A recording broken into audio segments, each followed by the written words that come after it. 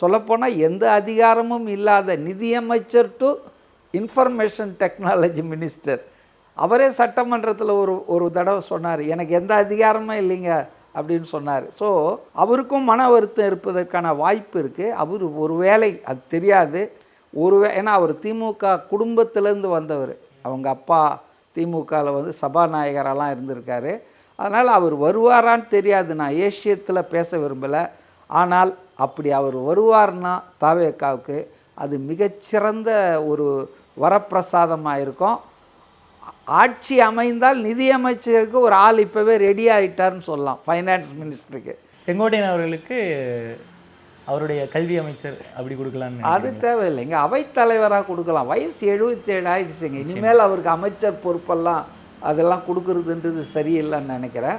ஆனால் ஆர்கனைசேஷனில் tour arrange பண்ணுறதில், கட்சியை ஒருங்கிணைப்பதில், அதிலெல்லாம் வந்து கில்லாடியாக வேலை செய்வார் செங்கோட்டையன். அதனால் செங்கோட்டையன் ஒரு நல்ல விசுவாசிங்க. எடப்பாடி வந்து செங்கோட்டையனை வந்து குறைத்து மதிப்பிட்டார்.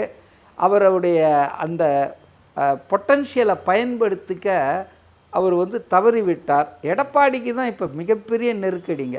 இப்போ எடப்பாடி வந்து பாருங்கள், 30ஆம் தேதி கோபிச்செட்டிப்பாளையத்தில் ஒரு பெரிய கூட்டத்துக்கு அதிமுக ஏற்பாடு பண்ணியிருக்கார். கோபிச்செட்டிப்பாளையம் ஒரு 25-30 வருஷமாக அது அவருடைய பாக்கெட் பாரோன்னு சொல்லுவாங்க. யாருக்கு? நம்ம செங்கோட்டையனுக்கு.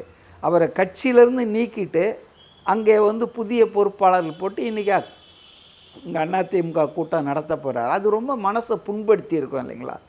அதாவது ஆடிங் இன்சல்ட் டு இன்ஜுரின்னு வாங்க ஆங்கிலத்தில்.